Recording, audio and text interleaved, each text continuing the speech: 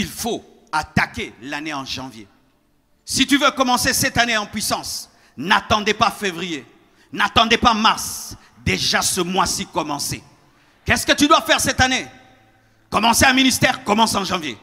Qu'est-ce que tu dois faire? Aller à l'école biblique, commence en janvier. Qu'est-ce que tu dois faire? Commencer le commerce, commence en janvier. Tu dois te marier, commence à draguer en janvier. Alléluia! Commencez tout en janvier!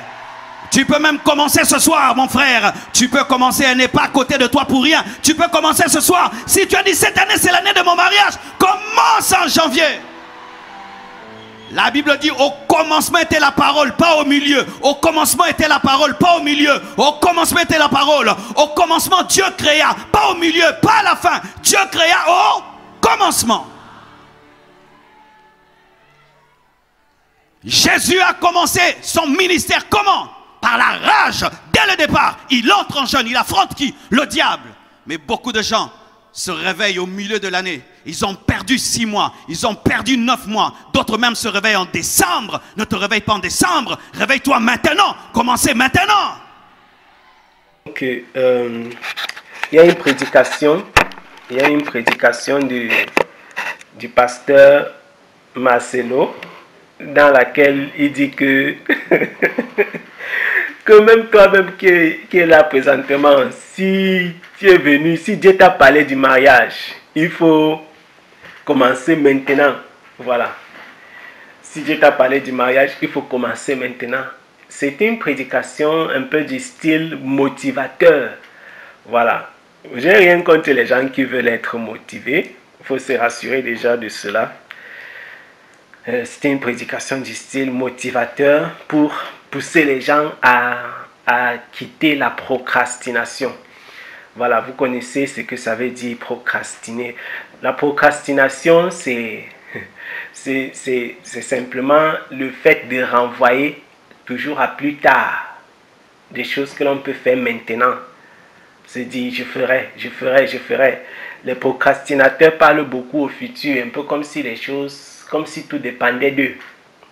La procrastination est donc considérée en général comme un défaut. Elle est considérée en général comme un défaut. Même si, je dirais plutôt pour un enfant de Dieu, pour un chrétien, de prime abord, il faut dire que nous ne marchons pas suivant la chair, mais par l'Esprit de Dieu. Et ce n'est pas parce que tu es prêt physiquement pour faire quelque chose que tu dois automatiquement le faire. Ce n'est pas parce que les conditions sont réunies pour faire quelque chose que tu devrais automatiquement le faire tout de suite. Et ces derniers jours, je travaillais en étudiant avec mon épouse par rapport à la vie de Saül et de David. On causait, on échangeait là-dessus. Et je me souviens encore de cette remarque-là. Cette remarque-là qui ressort à maintes reprises de la vie de David et Saül. Qui est celle-ci. On constate clairement que en Israël, les conditions étaient réunies pour que David soit roi. Vous voyez que on est passé de la question de la sœur, on a aussi glissé, on va toucher directement plus tard la question de grâce, on va toucher la question d'olive plus tard avec. Donc, il faut revenir à l'histoire de David et Saül, on se rend compte que les conditions physiquement pour que David soit roi étaient réunies. Mais David n'a pas dit que je vais faire ça tout de suite parce que les conditions sont réunies. Même les conditions pour qu'il tue Saül ont été réunies. Mais il n'a pas voulu le faire tout de suite. Je veux dire, les chrétiens déjà ne marchent pas par la chair. Ils marchent par l'esprit. Ce n'est pas parce que tu as 40 ans, par exemple, que tu dois te marier tout de suite et maintenant. Sinon, quoi? Voilà. Ce n'est pas parce que Dieu t'a dit que tu vas te marier un jour dans ta vie, que 2021 c'est ton année, comme les gens disent. Non. Non. Ce n'est pas de cette façon que les chrétiens fonctionnent. Donc, cet esprit, ce type de prédication motivateur, ça marche pour ceux qui veulent se promener dans la chair. Mais je ne suis pas forcément du même avis. Je suis d'accord qu'il y a des chrétiens qui procrastinent, qui renvoient toujours à demain, même les choses pour lesquelles Dieu leur a donné le OK pour faire. Il y a aussi des gens qui procrastinent même pour le péché. Ah, bienvenue. Voici l'enseignement. Ceux qui procrastinent par rapport au péché, il y a des gens qui disent toujours, je vais abandonner ça demain. Je ne serai plus menteur. Seigneur, en 2021, je dois quitter la haine. Je dois quitter le mensonge. Je dois quitter la fornication. Ils sont en 2018, hein. Ils ont programmé dans 3 ans qu'ils vont quitter un péché. Des gens qui disaient que à partir de la semaine prochaine, il ne fait plus telle chose. Ça, c'est la procrastination qu'il faut enlever, qu'il faut ôter ça. C'est-à-dire qu'on ne programme pas qu'il va laisser un péché tel jour. Voilà. Maintenant, en ce qui concerne notre marche avec le Seigneur, il est sage de demander aux chrétiens de s'adonner à l'Esprit, de suivre la conduite du Saint-Esprit, que de leur dire ce que tu as pensé là, il faut faire.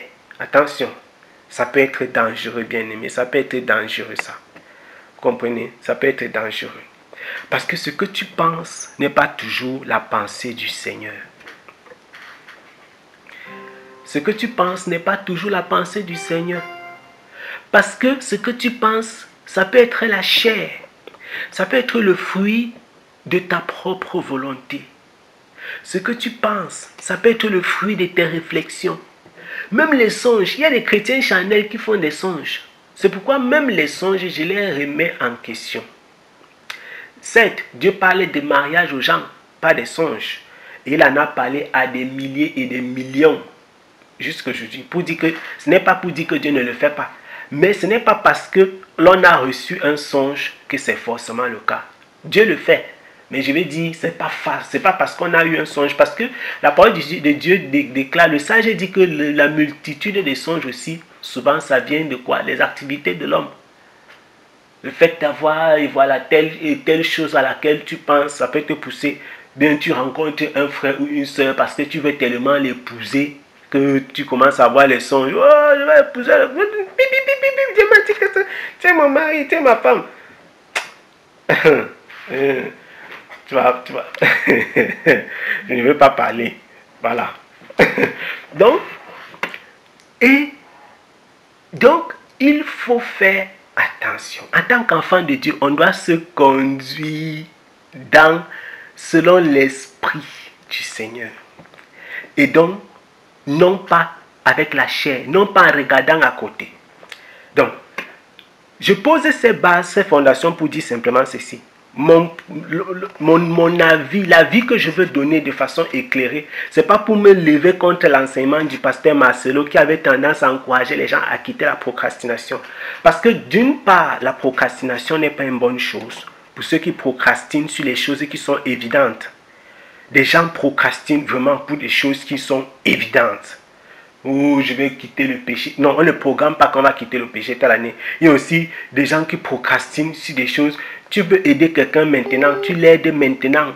Ne programme pas que tu vas l'aider dans 50 ans, dans 20 ans. Tu ne sais pas ce que demain sera. Hein? Voilà.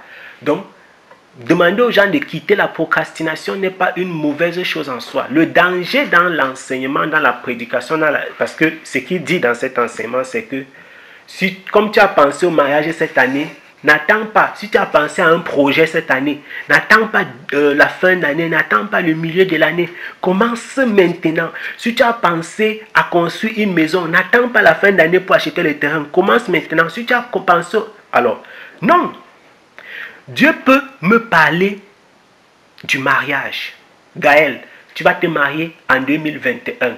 Non, je ne vais pas me marier. Moi, je suis déjà marié parce que je ne vais pas me marier en 2021. Bon, un autre Gaël qui est dans un autre pays, il va se marier en 2021, par exemple, ça ne sera pas moi.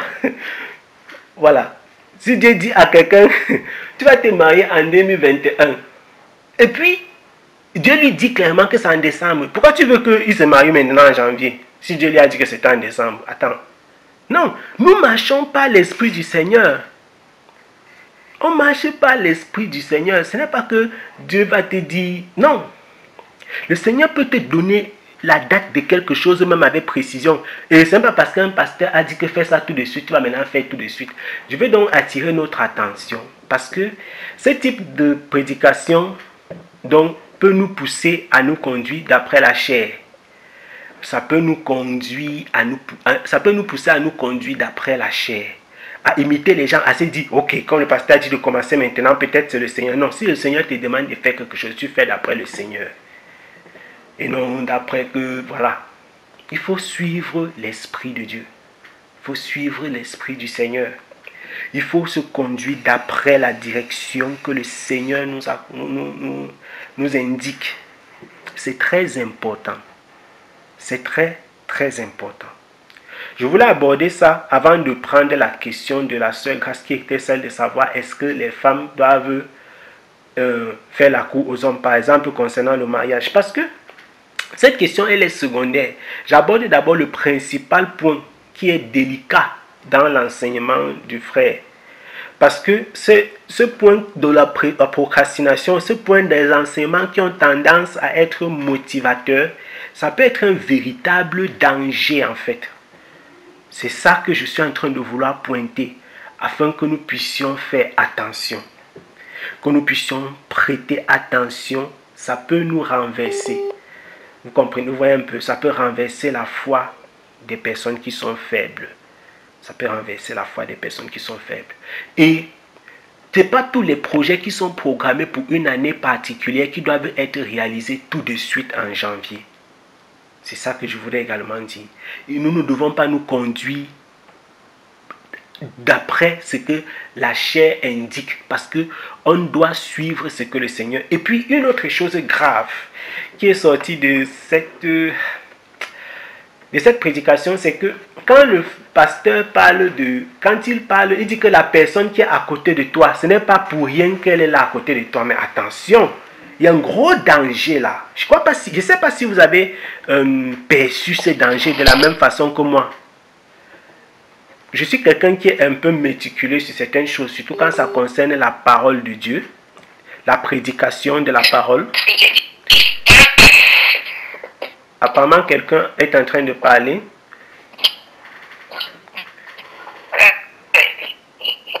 C'est Jeanne qui parle ou quoi? Je ne sais pas trop. Elle vient... Voilà, donc, dans il y a une partie. Ah, ok, d'accord. Oui, la connexion n'est pas très bonne. J'ai dit que oui, en fait, moi particulièrement, c'est même ça qui m'a surtout fait mal dans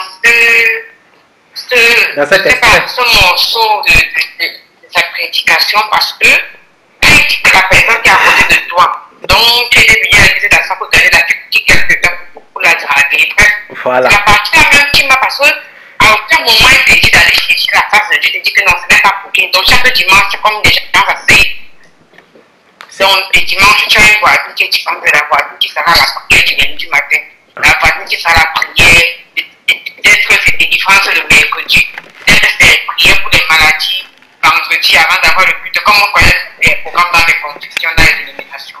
Donc chaque soeur qui va s'asseoir, quand tu commences à laver, comme ça, c'est qui va dire que ça veut dire que c'est bien. En fait, c'est vraiment moi, ça a passé la même qui m'a surtout. Vraiment, je suis souvent des prédicateurs parce qu'ils veulent qu'on applaudisse. Ils lancent les mots, ils disent, wow, tu vois comment l'assemblée a maintenant, les vrais sont contents d'applaudir. C'est très délicat. Souvent, c'est dans l'ambiance de, je sais pas quoi. Je ne sais pas comment je vais expliquer ça, mais souvent on a abordé dans l'ambiance de je ne sais quoi, et on se met à dire des choses, et on prend la vérité de n'importe quoi, et puis après on compte des choses qui ne sont pas normales. Sinon, ça se fait, mais est-ce que c'est normal? Non, c'est pas normal du tout. C'est pas normal. C'est pas normal, absolument pas. C'est pas normal. Et je crois que lui-même, s'il réécoute une chose pareille, je suppose que lui-même a dit que non, là, il y a un problème. Il y a un problème parce que, donc comme je disais, j'ai abordé d'aspects. Oui.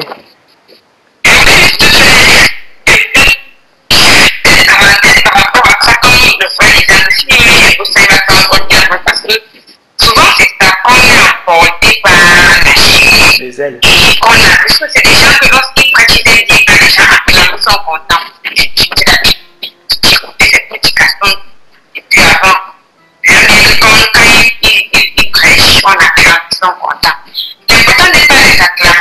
les uns et les autres vont mettre sur ce que tu as dit. Est-ce qu'ils ont compris? Souvent, les gens sortent de l'église, les gens sortent de là. Rien n'a changé. Parce que, est-ce qu'on sait que les gens avaient dit qu'ils ont compris ce que tu as dit? Ou bien qu'ils ont compris le message de Dieu que le Seigneur a parlé. Je vais parler en parlant d'un autre pasteur qui prêchait un jour sur les réseaux sociaux. Et il veut lancer, je ne sais pas, cette ambiance-là. Et il dit que si tu es noir, il ne faut pas épouser une femme qui est noire. Bon, je ne sais pas le nom du pasteur. Mais il dit que si tu es noir, il ne faut pas épouser une femme qui est noire parce que, bref, il a raconté ça. Mais si tu ne donnes pas, on va connaître. Ça a été grave sur les réseaux sociaux. Les gens ils ont des pasteurs, des pères dans la foi l'ont écrit pour dire mais comment toi tu peux parler un truc pareil? Comment tu peux ouvrir ta bouche et dire un truc pareil? Il est revenu le lendemain faire une vidéo encore sur son compte pour demander des excuses à ce qui te voulait dire. Vraiment, de l'excuser et seulement emporter. Parce que c'est ça. Qu'on n'emporte pas la chair, comment on dit des choses qu'on ne pèse pas l'emporte. Mais donc tu es en train de dénigrer la race noire. Tu veux dénigrer la race noire, tu veux dénigrer ta couleur, tu dénigres qui tu es. Donc, les gens, mais beaucoup de pasteurs l'ont écrit et dans la foi. Et quand ils parlent même dans la vidéo, ils demandent des excuses. Ils disent que beaucoup d'idées dans la foi lui ont écrit. Ils disent que c'est pas normal, ils reconnaissent. Et puis, parfois, les gens, quand ils réécoutent, ils ont dit même, après, si tu es humble, tu aurais dit que non, vraiment là, j'avais ce voilà. Et effectivement, c'est ce qui se passe. Et ce qui se passe lorsque, vous savez, Satan est aux aguets. Et lorsque tu prêches, si tu veux faire à un certain moment plaisir à une certaine frange de ton auditoire, tu risques de te renverser. Parce que l'ennemi te suit. Il va te faire dire des choses qui sont inacceptables, qui sont fausses à la limite, qui sont dangereuses et qui peuvent renverser la foi des personnes. Donc, pour revenir à l'histoire, à cette histoire de celle qui est assise à côté de toi. Non, quand tu arrives le matin, tu ne cibles pas. C'est-à-dire que quand tu es dans une assemblée de chrétiens, tu ne cibles pas la personne avec qui tu vas t'asseoir. Et même si c'est par hasard que tu es assis avec quelqu'un, ça ne veut pas dire que la personne là c'est ton prochain, futur, probable mari. Non. Ce n'est pas parce que c'est le fruit de hasard que c'est la volonté de Dieu. Donc vous voyez les dangers des choses pareilles. Et puis il y a des frères qui peuvent s'accrocher dessus. Imaginez-vous une assemblée comme celle-là, comme les gens criaient là. Oh, papa, papa, papa, papa, papa. Et puis un gars va se tourner, regarder une soeur dans les yeux comme ça. Tu as entendu ce que le pasteur dit, non? Peut-être c'est un gars qui fait la cour à la soeur depuis des semaines. Je ne sais pas, je prends des exemples, c'est vraiment quelque chose de banal.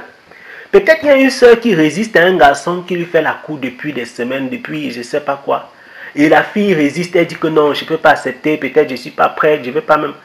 Et puis à partir de la prédication, la soeur baisse la garde parce qu'elle se dit, ah, si le pasteur déclare un truc comme ça, peut-être c'est vrai. Pourtant cet homme n'était pas le monsieur, ce n'est pas la personne que le Seigneur a prévue pour elle. Donc, c'est grave ce type de déclaration. C'est grave. Et puis elle va se lever et dire que bon, si je suis venu à l'assemblée aujourd'hui et que le pasteur a prêché jusqu'à prendre l'exemple ici, that is my word. Ça c'est ma parole. La parole là c'est pour moi. Non, non, non. Si quelqu'un déclare quelque chose même dans la chair comme ça et tu penses que c'est ta parole, c'est sorti par comment? C'est sorti d'où? Ce n'est pas ta parole, mon ami. Et puis tu te lèves, tu pars dire oui. 2 jours, 2 semaines, 2 mois, 3 mois, tu commences à dire aux gens que ouais, vraiment c'était un païen, c'était un ceci, je ne savais pas, machin, machin. Mais le jour là, le pasteur avait prêché, c'était ma prophétie. Ah bon? C'était ta prophétie, hein? C'était ta prophétie. Hein? Attention, il faut faire très très attention. On a vu des païens faire des choses extraordinaires pour avoir même les chrétiens, les frères et les sœurs en Christ. On a vu des païens faire des choses terribles pour avoir les sœurs en Christ. Un païen qui se retrouve dans un milieu pareil, qui est un chasseur d'âmes, je vais les appeler un chasseur d'âmes, les gens qui viennent renverser la foi des chrétiens. Ils viennent comme ça. Il y a des gens que de leur, ils ont déjà promis le mariage partout. Ils se retrouvent dans un endroit comme ça. C'est un danger pour les filles qui sont là.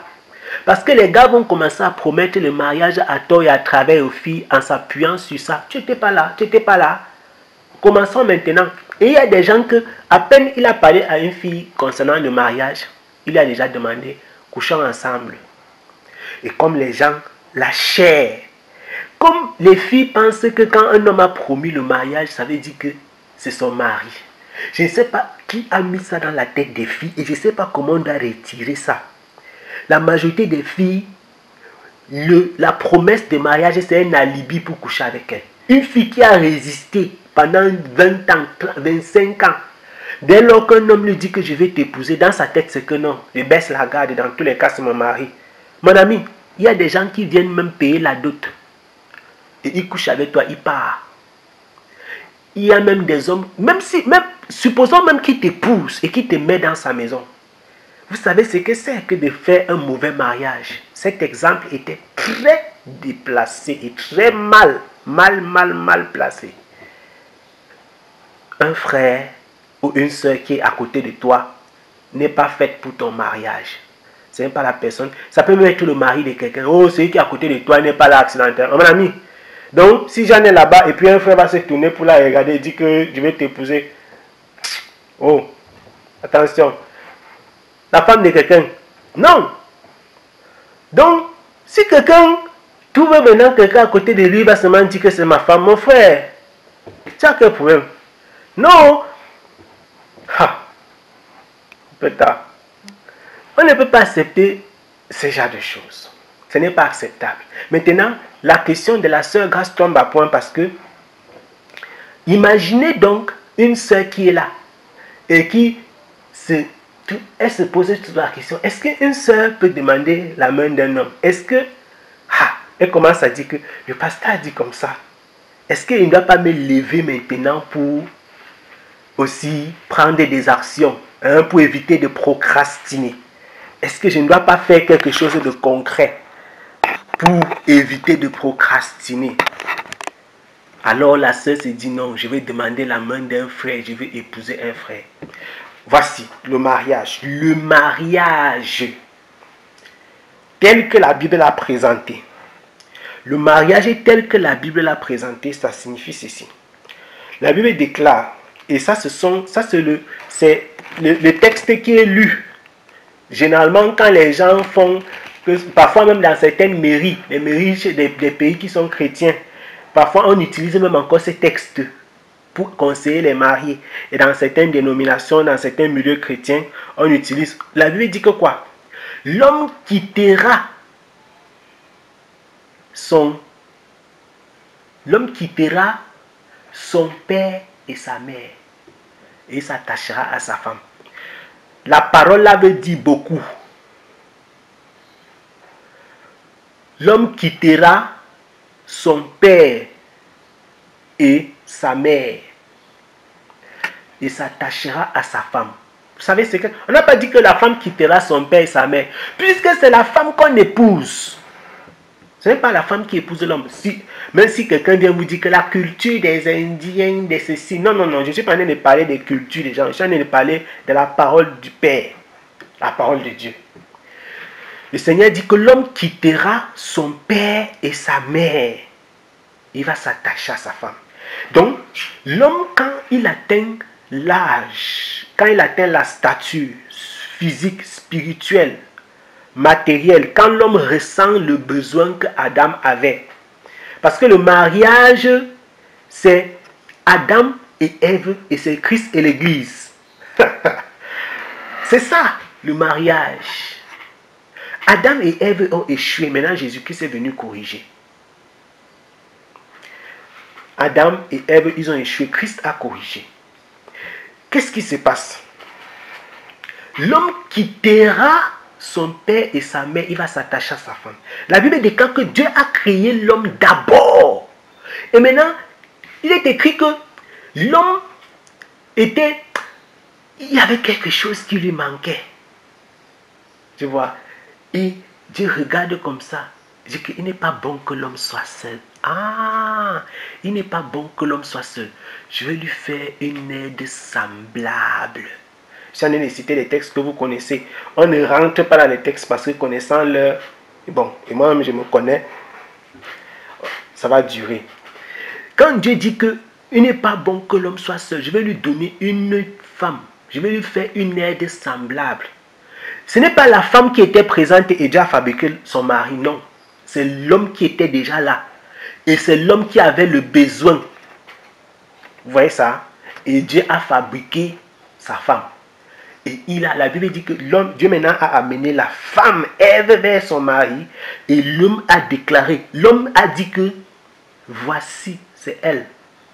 Voici cette fois-ci, os de mon os, chair de ma chair. Donc, c'est son os, c'est sa chair. Et quand l'homme a dit que c'est mon os ici, c'est ma chair, il a dit qu'on va l'appeler Ève. C'est la mère des vivants. Dieu a dit que maintenant, c'est quand l'homme a choisi sa femme que Dieu les a bénis. Il a dit que vous êtes bénis, vous allez remplir la terre, vous allez l'assujettir, vous allez la dominer, etc. Vous pouvez aller lire, vous connaissez le texte, dans le livre de Genèse. Donc, je suis en train de dire quoi? Ces fondements, vous voyez donc dans les Écritures, en fait, dans la vie, quand on est confronté à certaines situations, il faut rentrer à la genèse. Il faut rentrer à la base. Vous voyez un peu? Il faut rentrer à la base. Vous voyez même dans les évangiles, dans les épîtres, quand l'apôtre Paul parle de l'enseignement de la femme, il dit qu'au commencement, la femme a péché. Vous voyez? Il dit au commencement, dans 1 Timothée chapitre 2 là-bas. Il dit que c'est la femme qui a péché et s'est rendue coupable de transgression. Les textes que je cite, vous pouvez donc les lire pour davantage. Il dit que c'est la femme qui... Donc, il y a toujours au fond, au commencement, les explications de toutes choses remontent au commencement. Les explications remontent au commencement. Et l'apôtre Paul dira que ces choses ont été faites ainsi là parce que Dieu voulait s'appuyer dessus pour nous enseigner. Donc, qu'est-ce qui se passe? Dieu dit que tu vas quitter ton père et ta mère et tu vas t'attacher à ta femme. Et les deux vont devenir une chair. Ça veut dire qu'il faut qu'un homme ressente le besoin et qu'il se tourne pour chercher. Il ne trouve pas. Dieu lui présente et il prend. Donc, si une femme se lève maintenant de son propre chef, et tu vas te présenter chez qui? Puisqu'il faut qu'il y ait le besoin chez lui. Donc, il ne faut pas que tu viennes susciter le besoin chez quelqu'un qui n'en a pas. Ah, vous comprenez ça? Il ne faut pas que tu viennes forcer quelqu'un à avoir besoin de ta présence. Après, on va dire que, oh, vraiment, machin, vraiment, je n'ai même pas besoin de toi. Non, tu ne dois pas susciter le besoin. L'homme ressent le besoin et il cherche une femme. Ce n'est pas la femme qui doit draguer son mari. Non. Non. La femme ne drague pas son mari. L'homme manque quelque chose. Il reste, je reste comme ça. Je sens que non. Je sens qu'il me faut une femme. Pour qu'il soit complet. Maintenant, je regarde à gauche, je regarde à droite. Le Seigneur me présente. Je regarde ici, je dis que non, c'est pas ceci là. Quand tu ressens, le Seigneur te donne dans ton cœur comme femme, c'est elle. Tu sens que tu sais que c'est elle. Et puis tu dis que je vais épouser celle-ci. Tu demandes la bénédiction du Seigneur. Le Seigneur vous accompagne. En fonction des cas et des contextes, ça peut être différent. On présente aux parents, etc., etc. Là, il y a la culture et tout ça qui va. Mais le procédé, il est celui-là. L'homme s'attache à sa femme. Et la Bible déclare donc qu'il quitte son père et sa mère. Pourquoi? Parce que quand un homme se marie, il forme sa famille. Avec sa femme, il forme une nouvelle famille. Un homme, quand il se marie, il forme une nouvelle famille avec sa femme. Parce que Dieu a créé tout ce qui existe là, toute l'humanité là, on est descendu de deux personnes. Donc, c'est toujours avec deux que Dieu fait. Même quand Dieu a décidé de détruire la terre, il n'a pas sauvé deux familles. Hein. Vous voyez, il a sauvé un homme, sa femme et ses enfants et leurs gendres. Et donc, quand tu quittes, tu te places avec ta femme. Vous allez former maintenant la famille telle. Si une sœur commence à chercher les hommes, elle devient une femme légère. Parce que c'est comme quelqu'un qui se promène pour présenter un service dont les gens n'ont pas besoin. Imaginez-vous un peu. Normalement, regardez ce que même Jésus dit. Jésus dit que c'est le malade qui part à l'hôpital, non? J'ai parlé des grâces, j'ai parlé des choses mystérieuses, le mystère qu'il y a dans la... Vous savez, la femme, c'est une grâce terrible. Si la femme pouvait connaître la grâce qu'elle a, elle ne pouvait pas s'offrir à n'importe qui. La Bible déclare, celui qui trouve une femme a trouvé quoi? A trouvé quoi? Le bonheur. Ce qui est dehors là, c'est quoi? Ce sont les poules, ce sont les chiens, les chèvres? Non. Allez chercher qu'est-ce que ça veut dire. Celui qui trouve une femme a trouvé le bonheur. Il faut chercher, il faut comprendre la profondeur de ça. Les autres là, ils ont trouvé quoi? Ah Seigneur. Je ne vais pas rentrer pour trop. Dans le livre de Genèse, Adam dit que il a trouvé sa femme. Il dit que quand il a vu, il dit que os de mes os, chair de ma chair, pour dire que c'est elle, indeed, pour dire que Dieu m'a comblé. C'est ce que Adam est en train de dire. Donc Adam a trouvé une femme dans laquelle il s'est reconnu. Il ressent que celle-ci, elle est faite pour moi, donc elle va remplacer. Elle va combler plutôt le vide qui était à moi. Maintenant, quand le sage dit celui qui trouve une femme a trouvé le bonheur, ça veut dire que ce qui manquait au bonheur d'Adam dans ce livre, dans ce jardin, il fallait cette femme-là. Maintenant, imaginez. Toi maintenant, tu regardes à gauche et à droite. Mais la Bible dit qu'une femme, quand un homme la trouve, on n'a pas dit trouver n'importe qui. Une femme. On ne parle pas de n'importe laquelle. On dit ta femme, celle que Dieu a fait pour toi. Si tu la trouves, tu as trouvé le bonheur. Maintenant, ce n'est pas n'importe quelle femme qui donne le bonheur. Il faut que ce soit ton aide qui te correspond. Maintenant, imaginez-vous comment quelque chose qui est précieux, comment quelqu'un que le bonheur d'une autre personne dépend de lui, comment il peut se promener pour demander, pour offrir ce bonheur-là. Ça veut dire que ce n'est pas vraiment le bonheur. Je ne sais pas si vous comprenez le sens. C'est-à-dire, si tu commences à proposer des services, les gens vont douter de... Je vais dire quoi? On va douter de ce que ce service-là est vraiment précieux. Puisque celui qui trouve une femme a trouvé le bonheur. C'est pourquoi les filles du Seigneur doivent travailler leur caractère. Elles doivent travailler leur vie, travailler leur attitude, leur habitude, de façon à ce que quand un homme met la main, quand un homme te trouve comme ça, il passe toute sa vie à les genoux au sol. Il dit que Seigneur, tu m'as donné une femme, maman, tu m'as donné. Il fait les actions de grâce toute sa vie. Parce que ce n'est pas facile de trouver une femme de Dieu. Ce n'est pas facile. Les gens ramassent les rebelles. Les gens ramassent tout genre de... Mais ils ne trouvent pas le bonheur dans ces femmes. Et le Seigneur fait grâce à ses bien-aimés. Dieu fait grâce à ses bien-aimés, à ceux qui l'aiment. C'est pourquoi on dit que celui qui trouve... La Bible n'a pas dit que la femme qui trouve un mari. Ah Seigneur. La Bible ne dit pas que la femme qui trouve un mari a trouvé le bonheur. Puisque c'est elle le bonheur. Chaque femme devrait se poser la question, est-ce que si un homme me rencontre, il a trouvé son bonheur? Mais il y a des femmes que quand elles entrent dans la vie d'un homme, l'homme là devient l'homme le plus triste, le plus malheureux. Il regrette toute sa vie. Vous voyez ça? Mais quand tu sais que tu as de la valeur, je suis le bonheur d'un homme. L'homme qui va mettre... C'est-à-dire que quand un homme va t'épouser comme ça, il va dire que... Hey, tu étais où depuis? J'étais là, il me promet. Tu étais où? Ah, vraiment, ça, j'ai envie de rentrer le temps. Celui qui trouve une femme a trouvé le bonheur. Comment donc tu peux promener? C'est-à-dire que, imagine-toi, tu vois, pendant que toutes les boulangeries sont là comme ça, les gens doivent sortir de chez eux, démarrer les voitures pour partir pour marcher avec pour partir à la boulangerie. Vous voyez les grandes boulangeries qui ont les grands noms et tout ça. Les gens se déplacent, les gens viennent, ils se mettent en rang.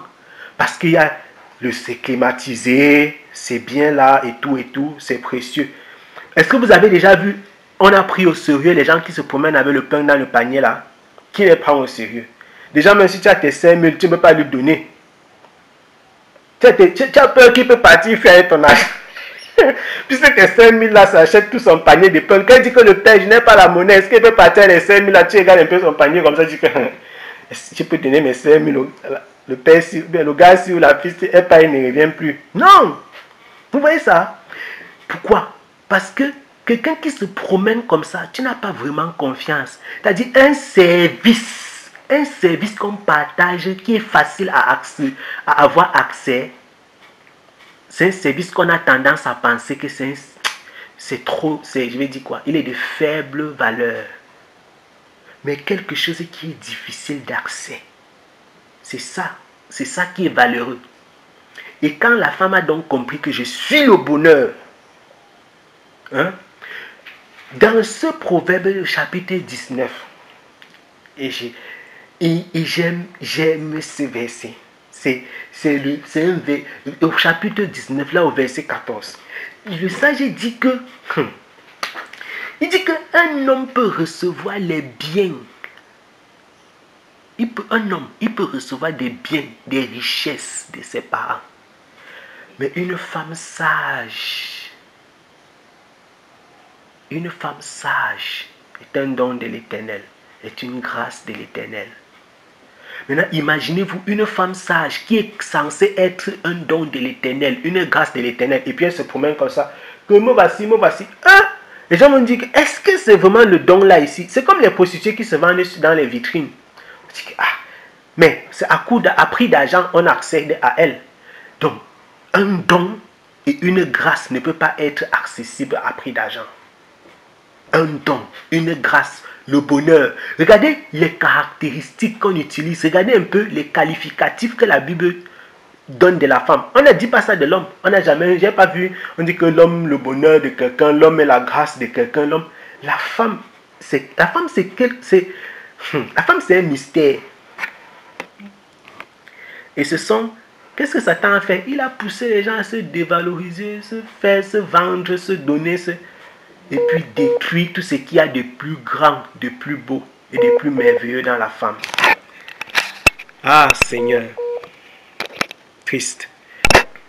Donc, je disais, avant que la connexion ne parte, ne dérange, que le diable a détruit la société, il a renversé les fondements, comme je disais tout à l'heure, à tous les niveaux, dans le mariage, renversé les fondements dans la société, renversé dans l'éducation, renversé dans l'étude, même dans la spiritualité, dans l'église et tout ça, vous voyez? Et même dans les cœurs, les gens ne connaissent pas la valeur. Si la femme pouvait, ça c'est les enseignements que la femme doit recevoir. Si la femme connaît sa valeur, si les jeunes filles pouvaient connaître c'est-à-dire que Dieu t'a fait, c'est-à-dire que la femme est la dernière œuvre de Dieu. C'est-à-dire que quand Dieu a fini, la Bible dit qu'il a vu que tout ce qu'il a fait c'était très bon. Dieu a fait tout au 6e jour, il a créé l'homme. Et après ça, quand Dieu crée la femme, la Bible dit qu'il a dit que c'est très bon. Après, la femme est la dernière. Après la femme, il n'y a pas une autre chose qu'on dit que Dieu a encore créé après elle. Et la Bible dit qu'elle est la grâce, elle est le bonheur, elle est la mère de l'humanité, elle est. Et comment une femme pareille, on peut la rendre si méprisable? Comment elle peut vendre sa dignité à prix d'argent? Comment elle peut s'offrir à un homme pour un pot de vin, pour le gâteau, pour les biscuits, pour la plus belle œuvre de Dieu, le chef-d'œuvre de Dieu? C'est-à-dire que même pour fabriquer la femme, Dieu a même fait dormir l'homme pour qu'il ne sache pas comment il a fait. Aïe, en tout cas. Et c'est celle-là comme ça que le diable utilise pour détruire le monde.